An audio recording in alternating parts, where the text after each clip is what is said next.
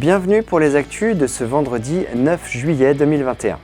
On lance les activités de l'été récurrentes et la plupart des sujets que vous allez voir sont des rendez-vous qui auront à nouveau lieu entre juillet et août. On commence avec l'apéro village. C'est le nouveau concept tous les 15 jours à Gombrechtshoffen. Les food trucks se retrouvent place de la mairie dans une ambiance estivale qui n'a rien à envier aux paillotes de bord de mer. Reichshofen en fait, c'est terminé, mais tout l'été, les animations continuent, en particulier avec les animaux de la ferme. Ils reviendront et il y aura aussi des spectacles, des jeux et des animations. Le marché des producteurs propose des produits locaux tous les dimanches de l'été et ça commence à 16h, place du village au Winstein. Le judo club de Rothbard fête la fin de la saison dans les arbres, un moyen de vaincre la peur des chutes pour les judokas. L'apéro est servi et dans les food trucks, le reste du repas chauffe. Le nouveau concept de la ville de Gombrechtshoffen sera repris tous les 15 jours avec une ambiance différente. La première sous l'œil ou plutôt la caméra de Christian Dittenhofer de l'association TVN. Cet été, tous les 15 jours, le vendredi soir à Gombrechtshoffen, les associations du village et la commune proposent un apéro, un nouveau concept qui séduit déjà. C'est une première qu'on fait, vu qu'on n'a pas pu faire village en fête, donc on voulait faire un autre concept sur toute la période estivale pour un peu rassembler tous les citoyens de Gombrechtshoffen et environ et autres. À chaque fois, une autre association et un autre thème. Pour ce premier rendez-vous, c'était les cocktails avec Gombrechtshoffen ensemble. Puis il y aura le Biergarten par le club de foot, une thématique italienne avec l'association de pêche, un apéro chantant avec l'harmonie, et les rendez-vous se termineront le 10 septembre avec la thématique des vendanges. Mais il y a aussi des food trucks. Ils sont là pour faire découvrir leurs spécialités et permettre d'avoir un repas complet, de l'apéro jusqu'au dessert. Pour cette soirée, c'est un autre style une fois de se présenter, c'est un autre genre de marché, de mélanger un petit peu le côté plaisir, de pouvoir s'asseoir, boire un verre, c'est convivial, et de pouvoir proposer des produits locaux en même temps. Je trouve ça assez sympa comme découverte. Au début, les gens ils ont peur, parce que toujours quand on a dit que c'est brésilien, ça veut dire que c'est épicé. Les Alsaciens, ils n'ont pas l'habitude de manger épicé, donc du coup, il faut que j'ai toujours dit que les épices, c'est toujours comme ça. À côté, il fait maison. Déjà, l'endroit est très joli, comme vous pouvez le voir. J'aime beaucoup les petites décorations avec les palettes, ça c'est champêtre, j'aime beaucoup. Et les gens sont très, très sympas, on a eu un bel accueil.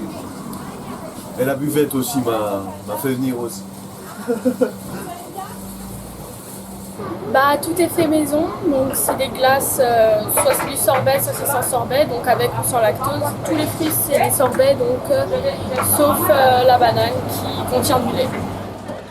Le prochain apéro, ce sera le 16 juillet et la météo sera la même, ils l'ont promis à Gombrechtshoffen.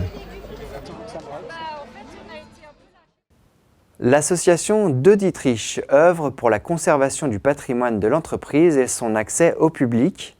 L'Assemblée générale a réuni les membres et les sympathisants. Ils ont écouté attentivement les comptes rendus et les nouvelles qui touchent de près ou de loin l'histoire de cette grande famille de la région.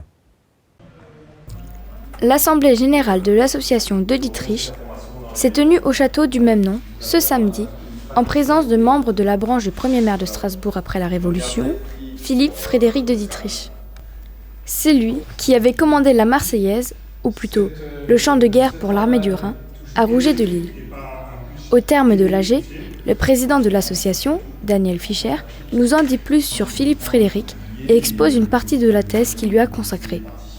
Il se concentre sur la période 1784-1789, quand le fils de Jean de Dietrich travaillait au contrôle général et était pressenti pour devenir ministre. Sa conférence s'appuie sur les archives exceptionnelles et nombreuses qui se trouvent au château et qui sont une richesse même pour la recherche scientifique actuelle. Toujours à Reichshofen, ce week-end, c'était la grande fête. 2 jours pour le plaisir des visiteurs, comblés et presque pas mouillés. C'est l'événement qui débute le mois de juillet, Reichshofen en fête. À nouveau, les producteurs, artistes, associations, restaurateurs et bien d'autres se sont donné rendez-vous au centre de la ville, de la cour des tanneurs jusqu'au château de Dietrich. On retrouve ce qui fait le succès de la manifestation, des expositions et des artisans fiers de montrer leur savoir-faire, mais aussi des animations pour les enfants. Entre les deux espaces, derrière les remparts, une ferme éphémère est installée. Pas si éphémère puisqu'elle restera jusqu'à la fin de l'été et tous les 15 jours, les animaux reviendront autour d'animations les dimanches. Par exemple, le 18 juillet, Jackie Foster expliquera aux enfants comment s'occuper et manipuler de petits animaux. On aura le 1er août où le thème ce sera consacré au cheval. Donc ce sera en quelque sorte une fête du cheval. Il y aura toujours cette ferme et à côté il y aura cette fête du cheval où il y aura des démonstrations de voltige, des démonstrations de dressage en liberté, des cascades, des démonstrations de débardage. Les circonstances ont fait qu'il n'y a pas eu de spectacle le samedi soir, mais un feu d'artifice, ou plutôt des feux, tirés à plusieurs endroits pour que tous les quartiers puissent les voir. La prochaine animation à Reichshofen a lieu ce vendredi soir, 9 juillet. Commerce ouvert en nocturne, animation et concert pour l'inauguration du sens unique. Vous en avez maintenant l'habitude, c'est le compte-rendu du conseil communautaire, le dernier avant l'été. Il était question des travaux au rez-de-chaussée, place du bureau central. Nouveau conseil communautaire à la salle des fêtes de Gundershofen le lundi 5 juillet. À l'ordre du jour, entre autres, quelques nouveautés concernant les tarifs déchetterie. Les élus approuvent le tarif de 5 € pour chaque passage à la déchetterie au-delà du seuil, mais aussi pour la réédition du badge ou la non-restitution du badge. Point environnement, la Comcom s'engage dans le plan de paysage de la traversée du massif des Vosges. C'est un dispositif mis en place par le ministère de l'écologie à travers des itinéraires de randonnée. Il y a 3 possibilités qui vous sont proposées comme investissement de la communauté de communes, soit en tant que porteur, donc partenaire porteur, soit en tant que partenaire clé avec un soutien technique, voire financier en fonction des actions et au cas par cas, ou alors d'être partenaire intéressé qui émet un avis sur le projet qui peut être mené donc par une commune ou par l'Office du tourisme intercommunal par exemple. Pour mettre en valeur la richesse des Vosges du Nord, la Comcom portera une dizaine d'actions sur le territoire et en soutiendra d'autres. La Comcom recrute, des postes sont ouverts pour assurer le fonctionnement de différentes structures comme les périscolaires, le CIAS ou GEMAPI. Le détail des offres d'emploi est sur le site de la communauté de communes. La présentation de ce conseil concerne les travaux en cours au rez-de-chaussée, place du bureau central. Donc c'est la partie en rouge. Donc ça c'est le local qui a été acquis par la communauté de communes encore pendant l'ancien mandat, par l'ancienne équipe. Donc vous avez l'entrée de la communauté de communes avec la cage d'escalier qui monte, et donc ça concerne ces bureaux-là. Donc on avait prévu de faire de grands bureaux côté place, donc 2 bureaux de coordinatrices. À l'arrière, ouvrir le mur, faire un accueil dans ce local-là, et un bureau RAM à l'arrière, et aménager les toilettes pour un accès plein air. Donc ça c'est les premiers travaux qui étaient le désavantage. Ensuite on a attaqué les travaux de démolition, et ensuite sont apparus les premiers problèmes. Notamment une fissure dans le mur, et ensuite on a découvert qu'au niveau des sous-poutres du plafond, il y avait des ouvertures qui avaient été créées pour passer des câbles, pour passer des tuyaux. Ensuite, l'ingénieur structure nous a demandé de renforcer toute la structure. Donc on a mis en place des portiques métalliques, que vous voyez là par exemple, et il y a une troisième qui a été mise ici. Donc aux 3 ouvertures, on a renforcé ça avec des structures métalliques. Donc financièrement, donc on était au niveau des appels d'offres initiaux à 71 566, plus les avenants déjà chiffrés de 22 655. On arrive donc actuellement à 94 225 € TTC. Donc on est très légèrement encore en dessous de l'estimation initiale. Mais on va sans doute, avec les avenants en cours, on va dépasser ce montant de quelques milliers d'euros. La fin des travaux est prévue pour le mois d'octobre. À noter, le centre de vaccination fermera comme prévu à la fin de la période estivale. Le premier marché des producteurs s'est ouvert sur la place du village de Winstein dans un décor champêtre qui donne envie de profiter de ces moments de convivialité retrouvés. Le premier marché des producteurs du Winstein est l'occasion de faire quelques emplettes de produits locaux, très locaux même, puisque la moitié des commerçants viennent du village. Monique, Candy et Morgane ont convié d'autres producteurs à les rejoindre sur la place du village. Le projet est commun entre la commune et Winstein Animation, en remplacement du traditionnel méchoui qui a dû être annulé. L'idée était de faire ce marché tous les dimanches, non pas une fois tous les 15 jours, pour que les gens sachent que tous les dimanches, en été, de juillet et août, il y a un marché des producteurs au Winstein.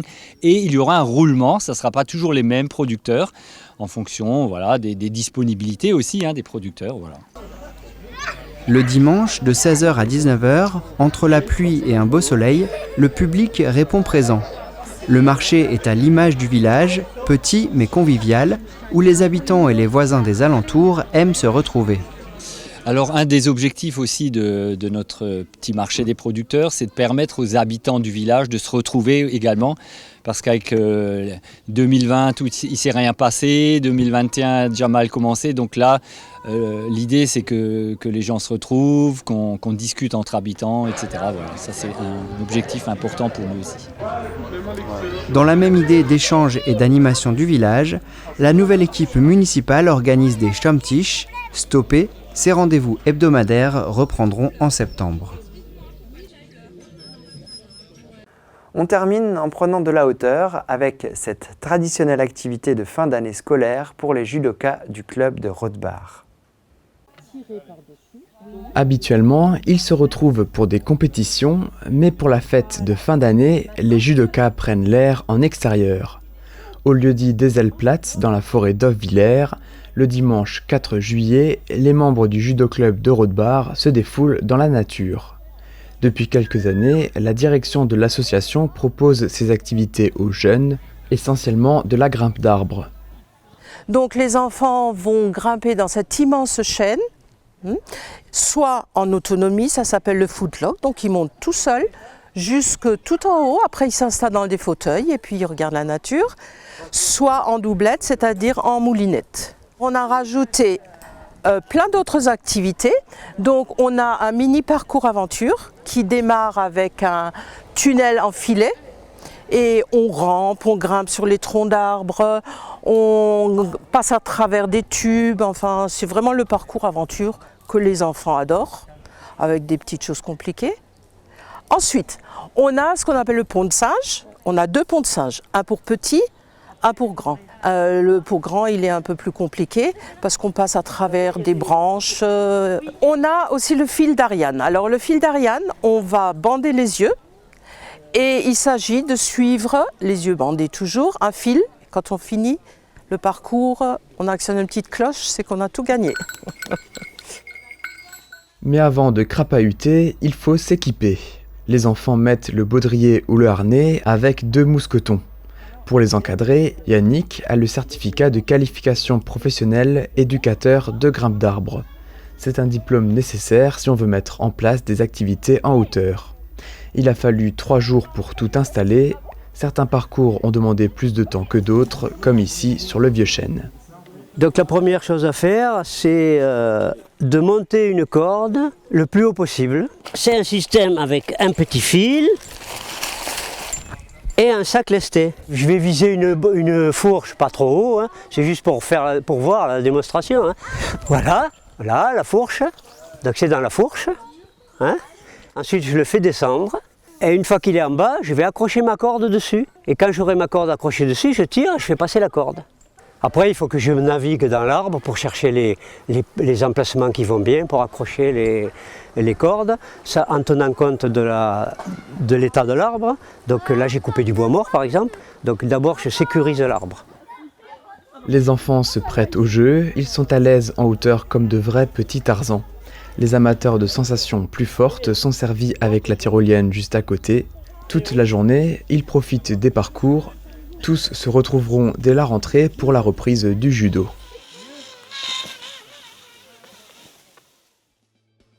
C'était les actus, merci d'être fidèles à ce rendez-vous. Dans un peu moins d'une heure, une autre vidéo sur l'antenne. Entre-temps, toutes les annonces des manifestations et animations du territoire sont sur l'infographie que vous retrouvez aussi sur notre site internet. Et ces infos sont les vôtres, n'hésitez pas à nous écrire pour faire paraître vos annonces. Passez un bel été et portez-vous bien.